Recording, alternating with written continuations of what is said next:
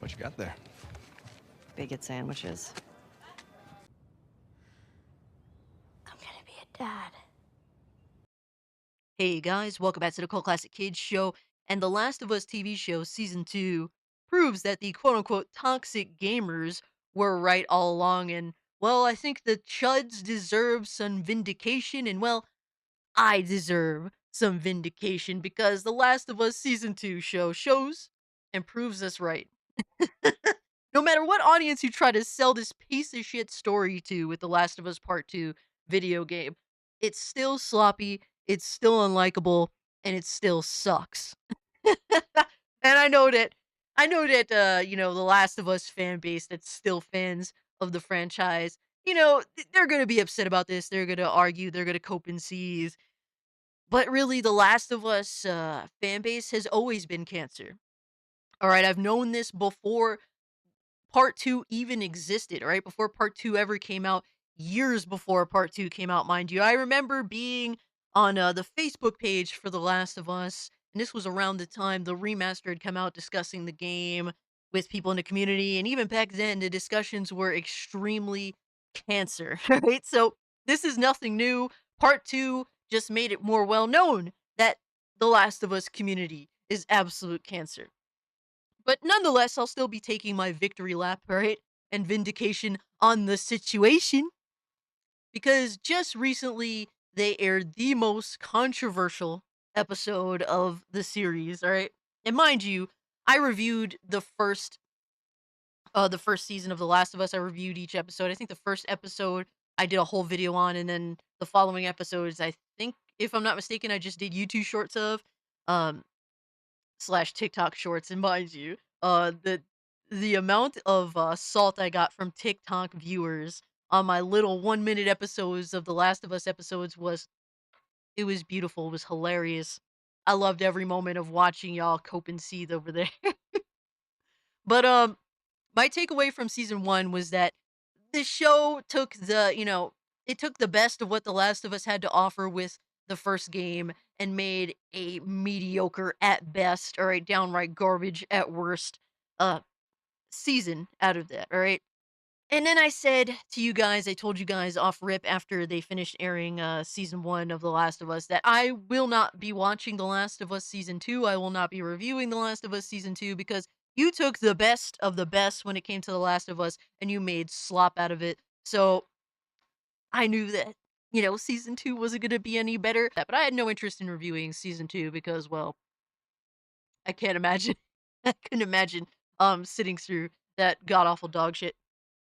But, after they aired the controversial episode, the fall off, all right, the fall off in viewership has been entertaining, to say the least, to watch people discuss, because first off, people don't want to talk about it when it comes to the industry. But The Last of Us season 2 viewership tanks after controversial Joel and Abby scene in second episode. Obviously, this is going to be spoilers. Yes, in the second episode of season 2, they kill Joel, Abby kills Joel. And the moment aired in episode 2, Through the Valley, which aired on April 20th, 2025. In a near frame for frame adaptation of the original video game, Joel is ambushed just outside Jackson, Wyoming, and taken out in an unexpected, swift, and jarring sequence. For audiences unfamiliar with the source material, the scene landed like a gut punch. But according to Programming Insider, season 2 premiere pulled in 938,000 linear viewers in the US. Episode 2 saw the number fall to just 643,000, a staggering over 30% drop.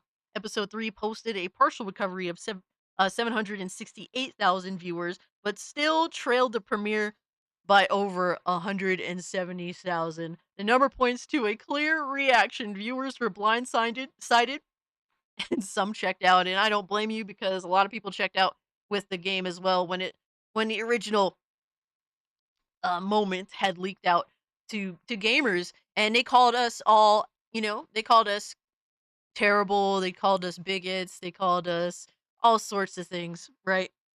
What they didn't want to call us, though, was correct with our criticism of The Last of Us Part 2 video game, but they are once again being dishonest all over again. and repeating themselves by saying HBO's The Last of Us review bombing, all right, review bombing surpasses the game's review bombing. How disingenuous can you possibly be?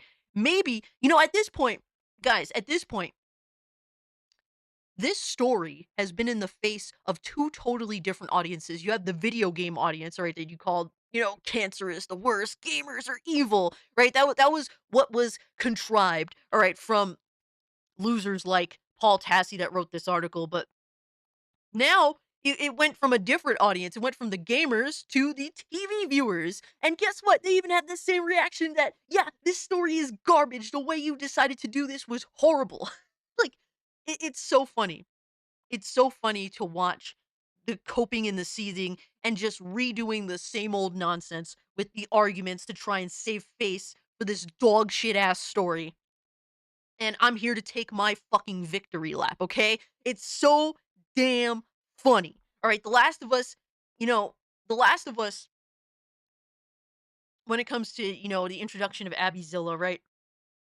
It's hilarious because this show is proving everything that we've said, and especially that I've said to be correct, right? It proves everything to be correct. I was waiting, and I said this well before, all right, toward somewhere around, post season 1, right? I was like, I cannot wait for them to introduce Abbyzilla because nothing about Abbyzilla makes any sense at all. All right, she's completely unrealistic in this post-apocalyptic world. She's eating fucking tires in order to get the in order to make weight, bro. In order to get the nutrition that she needs in order to build that kind of muscle. They put Hulk Hogan's fucking body beneath a woman's face, and they expected you to take this bitch seriously, to not make fun of the whole situation in a post-apocalyptic world. And it's funny because the show proves it right, because guess what? They casted a normal looking woman to play Abbyzilla, all right? Because even in real life, in a non-post-apocalyptic world, Abbyzilla would have to do fucking roids, all right? The chances of you getting an Abbyzilla in real life are ridiculous as it is. You have to be on fucking roids in order to make that kind of weight, to look like that as a woman, all right? It's so much harder for a woman to build muscle, as opposed to a man. All right, even it's so difficult for a man to hold that kind of level of stature that Abbyzilla had. So thank you, The Last of Us show, for proving once again that I was correct in saying that this is unrealistic dog shit. Now, people are trying to say that, it's Ellie's fault. It's Bella Ramsey's fault that the show sucks instead of the story just being the garbage that gamers were saying it was from the jump. But, Ellie wasn't even likable in The Last of Us Part 2, the game. All right? Stuff like saying, "Oh, big sandwich," and just being a cunt the whole way through. Choosing that last part of the game to be completely ignorant in order to justify the overall storytelling. The creators of The Last of Us Part 2 video game purposely chose to make Ellie a fucking annoying cunt in order to make Abby look like a better video game character, because these are not good writers. They have to purposely ruin something in order to make something that is unlikable look somewhat better. All right, that is the truth about it. So yes, while Bella Ramsey does look genuinely terrible as Ellie, and really Abby's character, the actress kind of looks like she would be a way better Ellie. That is not an excuse, because Ellie in Last of Us Part 2 game is also unlikable, even if it be for different reasons.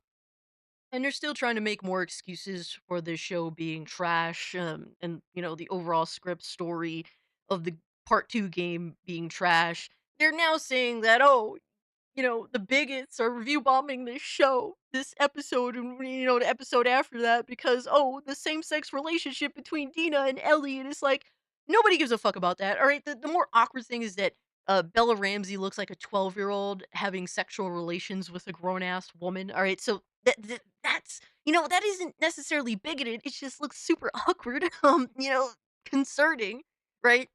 In terms of general perception, but the original Last of Us video game came out well before ideology, and people embraced that that video game so much, so with so much love and appreciation, and people really put their emotions into that first video game.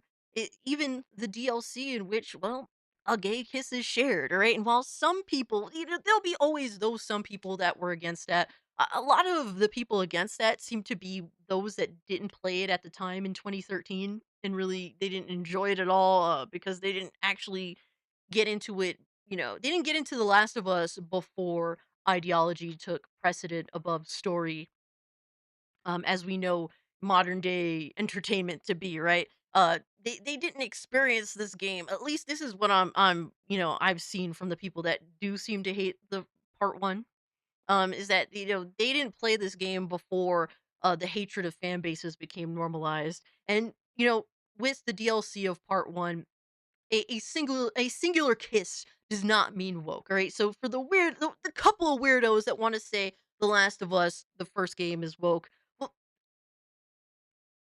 y'all wouldn't be glazing Xena if a gay kiss, all right, a lesbian kiss, made a piece of entertainment woke, because Gabrielle and Xena were kissing quite a bit in that show, if I do remember correctly. It's been a little minute since I watched Xena, but you know that did happen. All right, so to pretend that one singular lesbian kiss makes a piece of entertainment woke, you're fucking retarded. But the mass majority of people that actually are sane minded, that you're calling bigots and evil and blah blah blah, no, they aren't shitting on any of this stuff because you're bigots and whatnot. No, the the Last of Us Part 2 is just ass for multiple reasons, right? The game itself, and this show, season 2, is ass for multiple reasons that don't include any of us being quote unquote bigoted or toxic and whatnot. The show is being review bombed because it sucks balls, all right? And not in the the gay aspect. No, in the not literal aspect. It just sucks balls. Get over it, all right? You have two different audiences telling you it's ass. All right, stop saying it's being review bombed. All right, it's being quite it's being reviewed critically well in terms of what it has to offer. But that's it. That's all I have to say on that. I'm glad to take my victory lap. All right, after all this time, Abbyzilla was retarded from the jump street. Killing off Joel the way you guys chose to was absolutely retarded, and you guys deserve to be called that, especially you, Neil Cuckman. Go fuck yourself. And really, with Paul Tassi, yeah, these are for you too, asshole. And yep, that's all I gotta say about that. If you can, like the video, share the video, subscribe to the channel, follow me over on Twitter at Mario Kart. If you want to continue the conversation, consider becoming a channel member. It gets you instant access to the Discord, dope ass emotes for the live streams every Thursday night, 8 p.m. EST. And yeah, with all being said, I'm out. Peace.